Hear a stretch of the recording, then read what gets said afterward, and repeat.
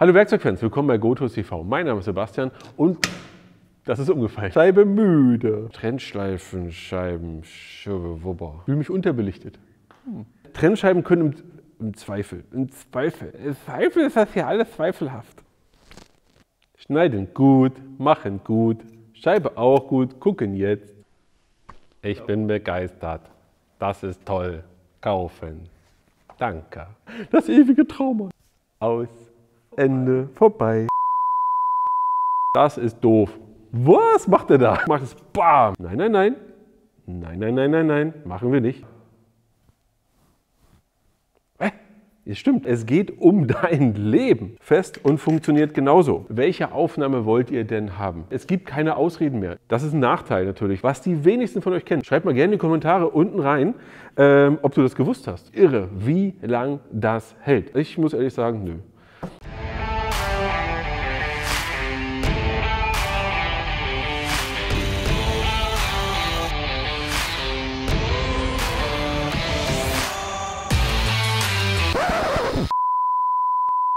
Hallo Werkzeugfans, willkommen bei GoTools TV. Mein Name ist Sebastian und wir müssen über Trennscheiben reden. Weil es gibt so viel zu beachten, so viel auch falsch zu machen. Wenn du eine Trennscheibe zum Beispiel falsch benutzt, kann dich das Leben oder Körperteile kosten. Das will doch niemand. Und deswegen will ich mit dir heute darüber reden, was musst du beachten, wie musst du eine Trennscheibe auch richtig lesen, um sie auch richtig zu benutzen, für welches Material benutzt du welche und so weiter und so fort. Da wollen wir heute einmal richtig durchs Thema mal durchjagen. Hinterher bist du auf jeden Fall klüger als vorher. Und wenn nicht, schreib es in die Kommentare. Das ist nämlich genau das Thema. Wir werden wie immer natürlich auch etwas verlosen, und zwar einen 250 € Einkaufsgutschein. Einfach unten in die Kommentare schreiben, was sind denn deine positiven und negativen Erfahrungen mit Trennscheiben und was willst du allen anderen vielleicht noch mitgeben an Wissen, was nur du hast.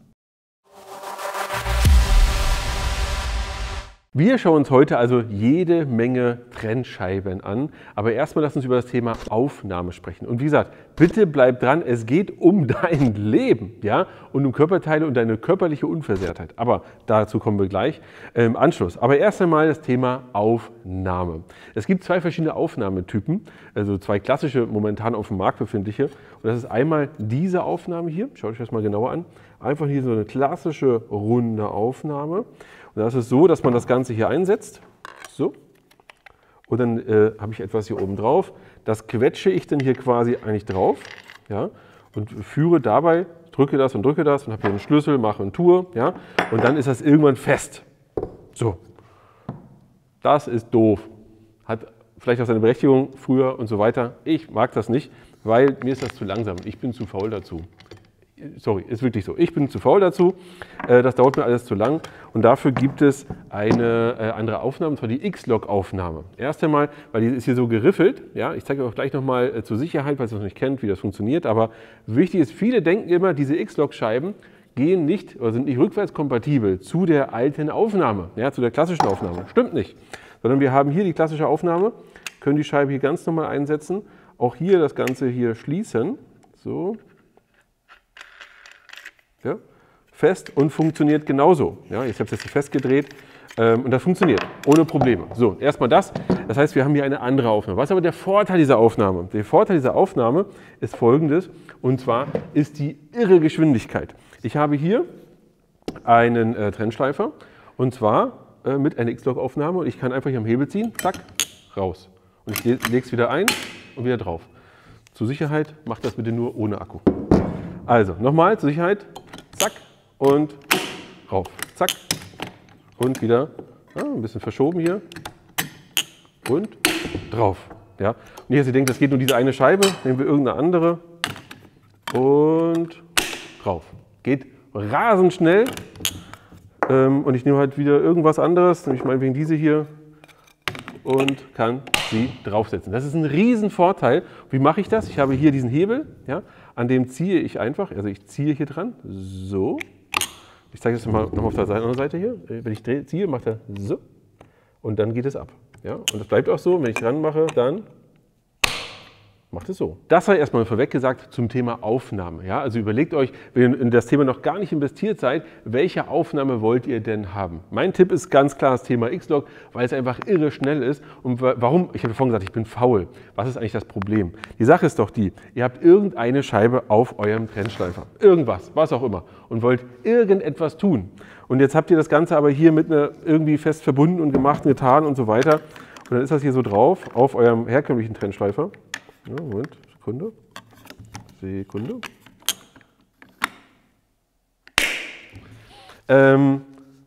Ist das da drauf und ihr sagt, na, ich will nur diesen einen Schnitt machen und dann wirkt ihr euch da einen zurecht. Oder im schlimmsten Fall nehmt ihr noch so eine Trennscheibe, hier eine 1 mm Scheibe und fangt an, hier rumzuschleifen. Ja? Also, wer das noch nicht gemacht hat, schreibt es gerne mal unten in die Kommentare. Ich habe das auch schon gemacht. Weil man einfach irgendwo in dem Moment zu faul ist, das mal schnell zu wechseln. Ja? Ich weiß, dass einige von euch auch durchaus dann auch mal 2 oder sogar 3 Trennschleifer da haben, weil sie sagen, eine Fächerscheibe, eine Schrubbscheibe und eine Trennscheibe. Ja, so als Beispiel. Aber mit X-Log hast du einfach den Vorteil, es gibt keine Ausreden mehr. Du selbst hast auch keine Ausreden mehr, wirklich schnell mal hin und her zu wechseln. Weil es halt echt irre schnell geht und da gibt es halt keinen, na, ich mach mal schnell, sondern dann musst du nur Schublade aufmachen, das hinlegen und dann geht's los. Ja? Das ist erstmal Nummer 1, Thema Aufnahme. Jetzt kommen wir mal zum nächsten Thema und zwar zum Thema Trennscheiben und zwar diese ganz normalen, herkömmlichen Trennscheiben, diese Verbundtrennscheiben, so wie wir sie jetzt hier meinetwegen mal haben. Ja? Das ist eine herkömmliche Verbundtrennscheibe, die ist auch aus Kunstharz und aus Aluminiumoxid. Quasi zusammengegossen, gibt es in verschiedenen Größen, Breiten, Tiefen. Und die hier, und da kommen wir gleich aufs Thema Sicherheit, hat 2,5 Nachteile. Aber bleiben wir erstmal beim ersten Nachteil. Diese Trennscheiben hier, und ich zeige es mal vielleicht von hinten, da sieht man das, glaube ich, ganz gut.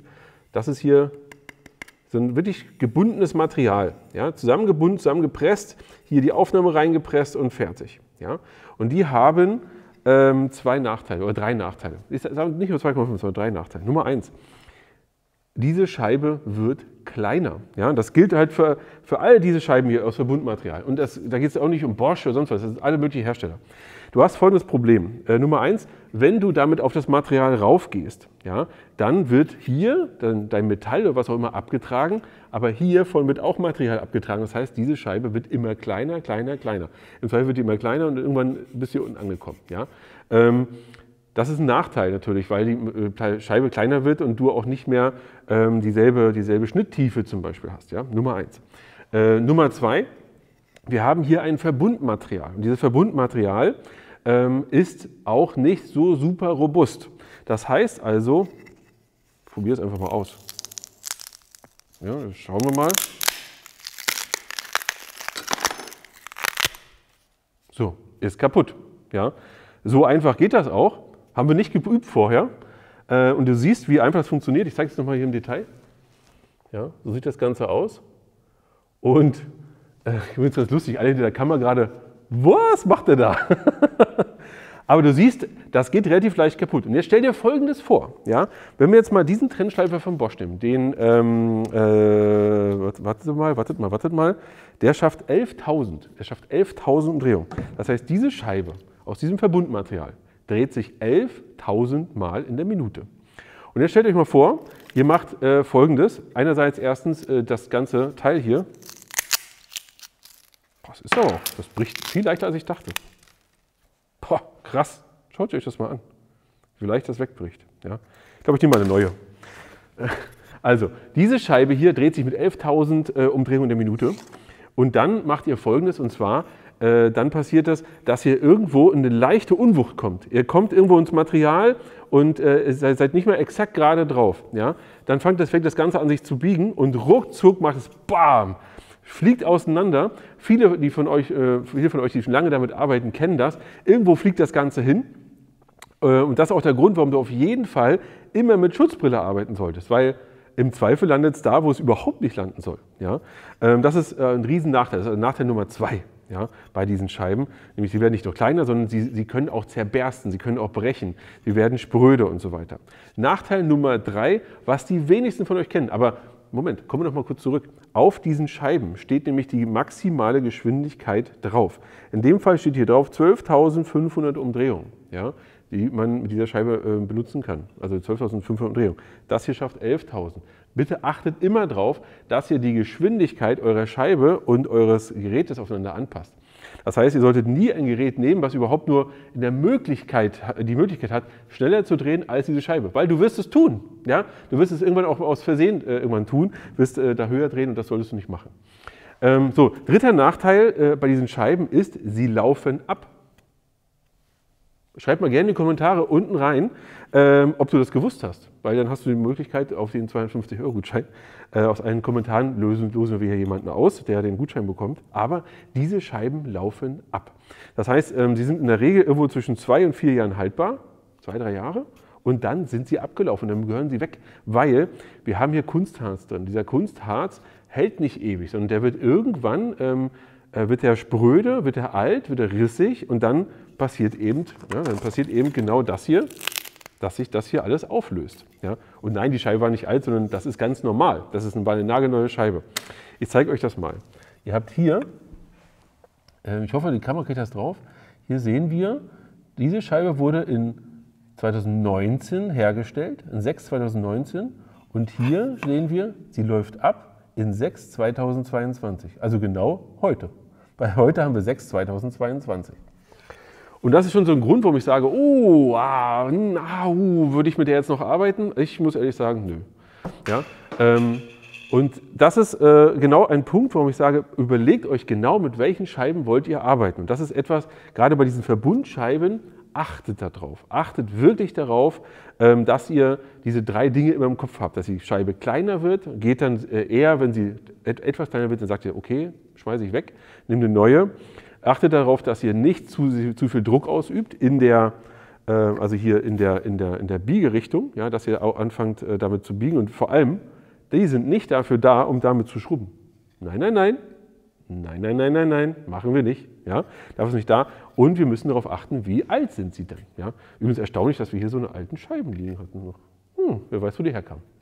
So, jetzt gehen wir aber mal einmal kurz die Scheiben erstmal durch, die Verbundscheiben, und sagen wir nochmal euch, welche sind wofür. Jetzt fangen wir aber endlich mal mit dem Thema Trennscheiben an und schauen sie auch im Detail an. Ein Hinweis gleich mal, bei diesen Trennscheiben gibt es verschiedene Stärken, aber wir gucken uns das mal im Detail an. Hier haben wir eine ganz normale Trennscheibe für Inox, also für Edelstahl. Hier seht ihr übrigens immer die Umdrehung, 12.200 noch was. Hier das Ablaufdatum, achtet da immer drauf. Ja? Hier die Umdrehung und das Ablaufdatum. Jeweils hier für Edelstahl und das Ganze in 1 mm Stärke. Vielleicht kann man das hier sehen. Und wir haben hier das Ganze auch nochmal in einer größeren Stärke. Vielleicht kann man es zusammen sehen. Ja? Hier haben wir 1 mm, hier haben wir 1,5 mm. Ja, ich hoffe, das hat funktioniert. Ergo, wir haben jetzt aber, schaut mal hier, etwas, was doch relativ porös ist. Im Verhältnis zu dem hier, 1,6 mm haben wir hier, das ist schon wesentlich stabiler. Ja? Wir hatten ja gerade 1 mm, 1,6 mm und der Unterschied ist vor allem ja, nicht nur, dass es jetzt stabiler ist und dementsprechend auch eine etwas höhere Sicherheit gibt. Ja? Das heißt, wenn ihr irgendwo doch mal irgendwo leicht in eine Vibration kommt, eine Schwingung kommt oder doch irgendwo ein bisschen schräg kommt, dann wird die hier wesentlich länger halten. Der Unterschied ist ganz einfach folgender. Mit diesen dünnen Scheiben musst du natürlich viel weniger anpressen und viel weniger Druck ausüben und kommst auch schneller voran, weil natürlich die Menge an Material, die du abtragen musst, viel kleiner ist. Ja, bei 1,6 ist es halt 60% höher, das Material, und du kommst dementsprechend auch etwas langsamer ins Material rein, aber hast eine höhere Sicherheit. Ja, das ist der Hauptunterschied. Und es gibt jetzt natürlich auch noch ganz andere Blätter. Dann haben wir hier ein anderes Blatt, das ist für Inox, also Edelstahl, und normales Metall. Man kann also beides damit benutzen. Hier sehen wir zum Beispiel, das hier ist ein reines Metallblatt, nicht für Edelstahl. Ja, hier zum Beispiel in der Stärke 1,6 mm. Und hier haben wir wieder noch was anderes, auch ja, ganz normal im Schneidbereich, und zwar ein Multi-Construction. Damit kann man zum Beispiel auch Aluminium oder auch andere Materialien, wie ihr hier seht, schneiden. Ja. Jeweils gibt es also immer wieder hier ein anderes Blatt, da und so weiter. Jeweils für den speziellen Anwendungszweck. Nochmal etwas Wichtiges zum Thema Metall und Edelstahl. Wenn ihr Edelstahl schneiden wollt oder Edelstahl bearbeiten wollt, dann achtet darauf, dass ihr auch ein Edelstahlblatt benutzt. Und vor allem ein Blatt, was ihr noch nirgendwo anders in Metall, im normalen eisenhaltigen Metall benutzt habt. Denn im Zweifel passiert euch Folgendes, nicht nur im Zweifel, was passiert, ist Folgendes, dass ihr hier über Anhaftungen an der Scheibe euch euer Edelstahl verunreinigt. Das heißt, ihr könnt ein Edelstahlblatt, wie in diesem Fall hier ist es ein Inox und Metallblatt. Das heißt, ihr könnt es erst bei Edelstahl benutzen und dann bei normalem Metall. Kein Problem. Aber wenn ihr es zuerst beim normalen Metall benutzt und dann zu Edelstahl wechselt, dann habt ihr ein Problem, nämlich das Edelstahl, oder der Edelstahl wird wahrscheinlich dann anfangen zu rosten oder Verunreinigungen zu bekommen. Jetzt aber genug erzählt. Wir alle lieben doch die Bilder, wenn die Funken nur so sprühen. Und dafür habe ich mir Toni geholt, der jetzt hier endlich das Ganze auch mal ausprobiert, damit wir auch die schönen Bilder haben. Feuer frei!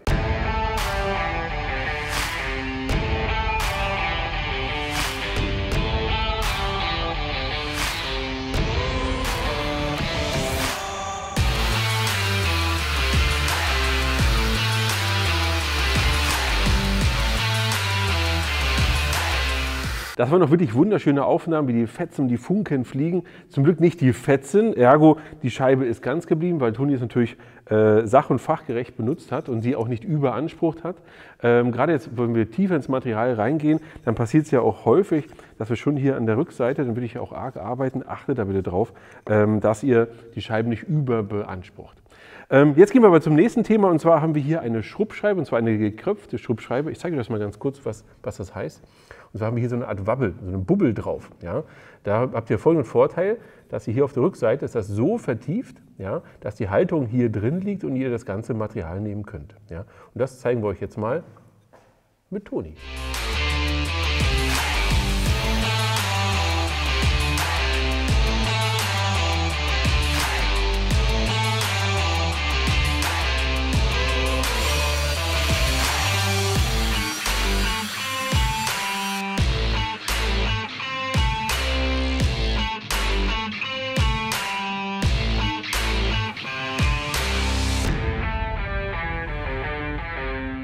Wir haben uns die ganze Zeit jetzt Verbundscheiben angeschaut und wir haben uns aber auch vorher angeschaut, was sind die ganzen Nachteile.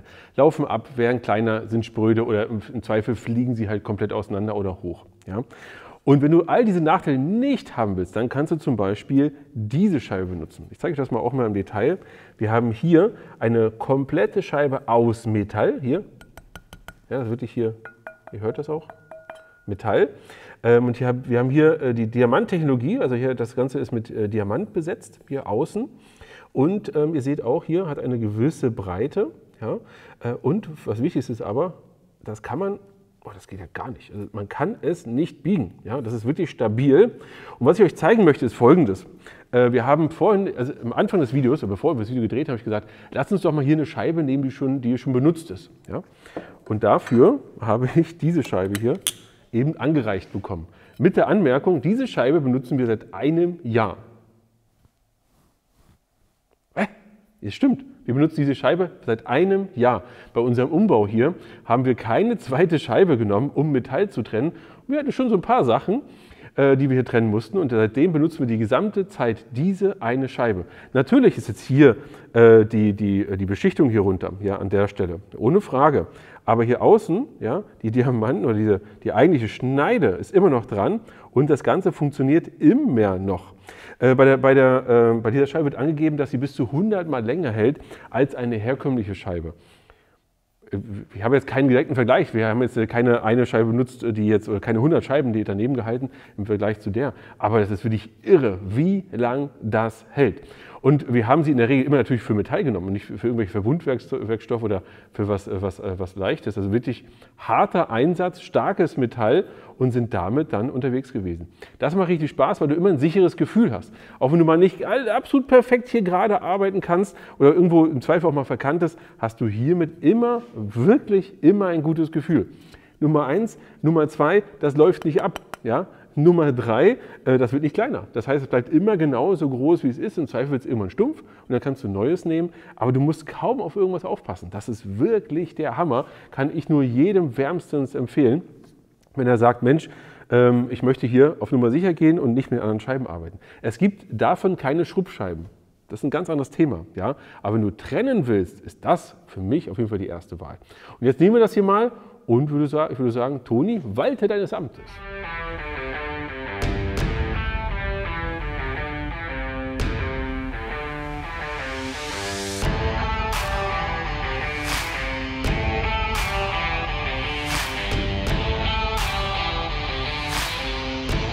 Bevor wir gleich zu meinem absoluten Lieblingsblatt kommen, noch ein Hinweis. Alle diese Blätter findest du natürlich unten wie immer im ehrlichen Preisvergleich. Schau da ruhig mal rein. Vor allem, es gibt ja auch teilweise größere Packungen, ja, Abpackungen, wie jetzt das hier. Das gibt es aber teilweise auch schon bei diesen Blättern gibt es so Kombi-Angebote und so weiter und so fort. Apropos Kombi-Angebote, auch das hier findest du unten in der Videobeschreibung. Und zwar das, Daniel, wie heißt es? Das Baukit. Wir haben hier das Baukit und zwar bekommst du diese Tasche. Dazu bekommst du diesen Trennschleifer hier, 230 Volt Trennschleifer, mit X-Lok natürlich. Dazu bekommst du einen riesen Packen Trennscheiben und zwar die sind sogar noch haltbar. Nein, war Spaß. Auf jeden Fall bekommst du natürlich neue. Und dazu bekommst du auch noch diese Scheiben und zwar hier das Blatt, was ich dir gleich im Detail zeige.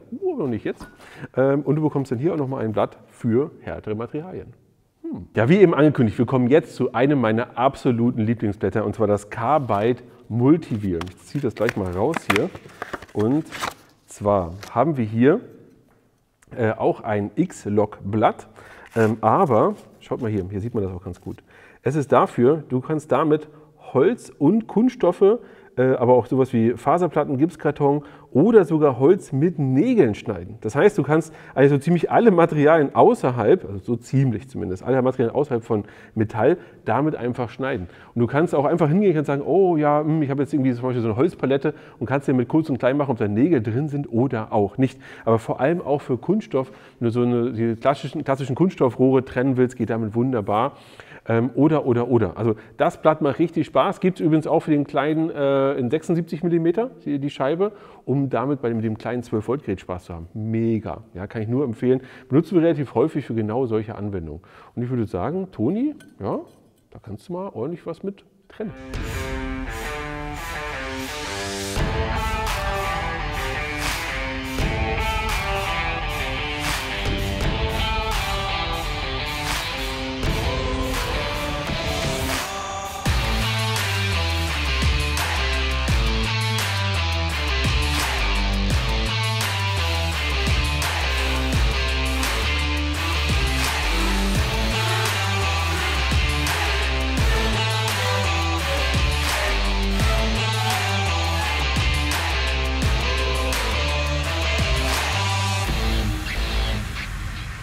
Ihr habt gerade gesehen, wir haben Kunststoff und Holz geschnitten. Genauso gut funktioniert das aber, wenn du im Holz Nägel mit drin hast. Also das heißt, du kannst wirklich die Nägel einfach so mit durchtrennen und hast überhaupt kein Problem.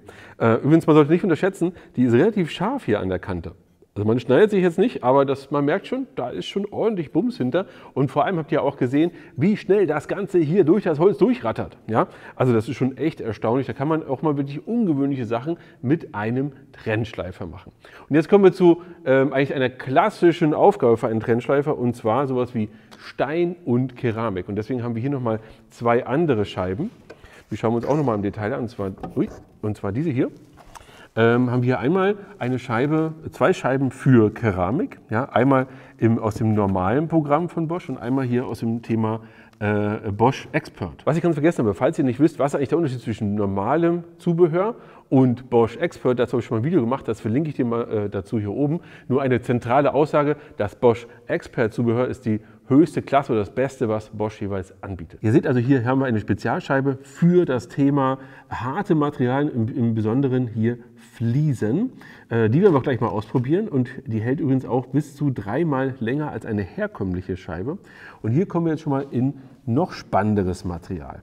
Nämlich hier geht es wirklich um harten Einsatz, in dem Fall hier sowas wie Steinplatten oder Beton mit Armierung. Ja, Beton mit Armierung. Auch jeweils in den verschiedenen Varianten, einmal in der Standardvariante und dann hier Bosch Expert mit, hält hier in dem Fall bis zu 4-mal länger. Speziell zu dieser Scheibe noch eine kleine Geschichte und zwar als wir das Ganze hier abgerissen haben, hatten wir hier relativ viele Stürze, die wir teilweise schneiden oder rauslösen mussten. Und wie so ein Sturz halt so ist da auch Metall drin. Das heißt, du hast wieder Beton mit Metall. Und ich kenne das aus meiner Vergangenheit. Ich habe leider vielmals die falschen Scheiben benutzt und habe einige Scheiben bei mir privat auch immer wieder mit Armierung kaputt gemacht, weil es einfach nicht hält. Hier war es so, wir haben eine Scheibe und damit haben wir unsere komplette Armierung hier geschnitten. Also ihr wisst, was ich meine. Ja? Also rausgetrennt, weggeschmissen oder zerkleinert. Das hat wunderbar funktioniert. Das ist echt erstaunlich und ich kann so eine Scheiben nur empfehlen. Falls ihr die übrigens mal im Test sehen wollt, das Video dazu verlinke ich dir hier oben. Das haben wir auch schon mal getestet mit den großen Winkelschleifern, 230 mm. Und jetzt werden wir erstmal ein paar Fliesen schneiden.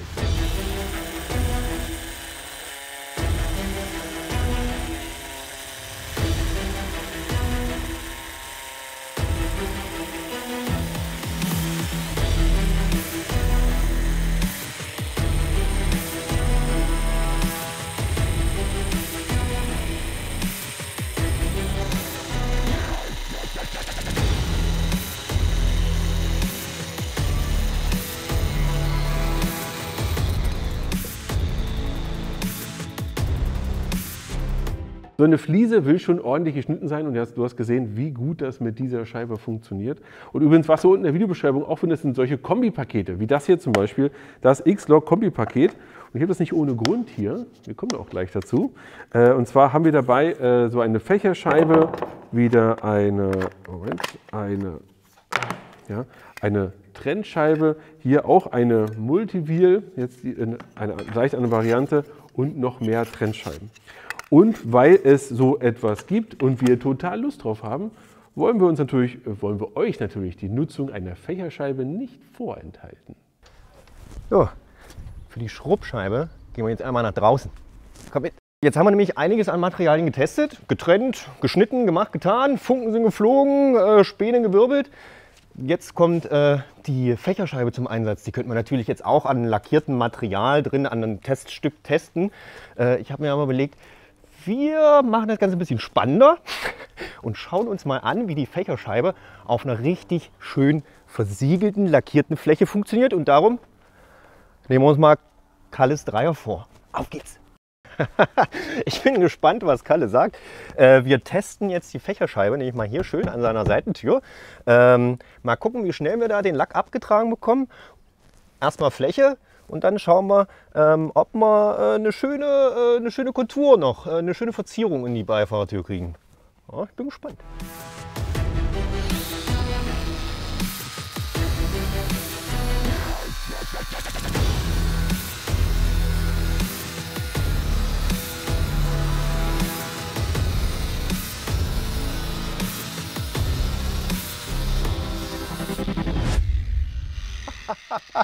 Habt ihr gesehen, wie ruckzuck das geht?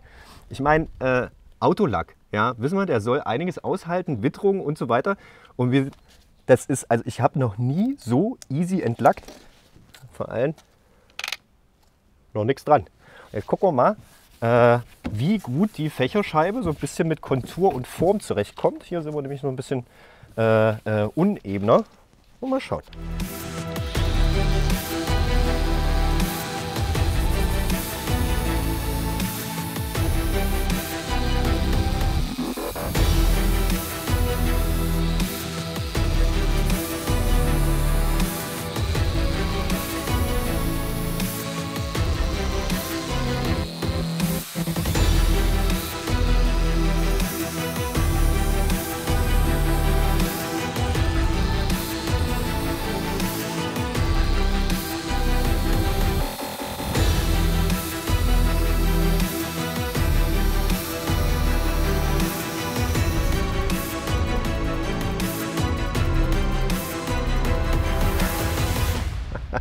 Ich hoffe, ich konnte dir einen kleinen Einblick in das Thema geben. Bitte schreib mal unten in die Kommentare, was du oder ob wir noch mal tiefer auf etwas eingehen sollen. Natürlich ist das hier nur ein erster Blick. Es gibt auch noch so viele andere Dinge, die man hier auf das Gerät drauf tun kann und so viele andere Anwendungsmöglichkeiten. Das ist mir völlig klar. Ich wollte nur erstmal so einen ersten Punkt machen und vor allem hier auf diese Scheiben eingehen, denn wenn man hier einiges Wissen nicht hat, dann kann es wirklich in dem Fall lebensgefährlich enden. Ich kann dir nur sagen, wenn du auf Nummer sicher gehen willst, dann geh immer in Richtung solcher Scheiben, ja, aus Metall. Da hast du viel mehr Spaß mit. Erstens halten sie länger und zweitens musst du nicht die ganze Zeit denken, so, was passiert hier eigentlich, oder was könnte mir passieren. Nimm bitte trotzdem natürlich immer einen Ohrschutz und eine Schutzbrille als Sicherheitsausrüstung, damit du erstmal basisgeschützt wirst. Wir lesen uns in den Kommentaren und ansonsten rein ans Werkzeug und bis zum nächsten Mal.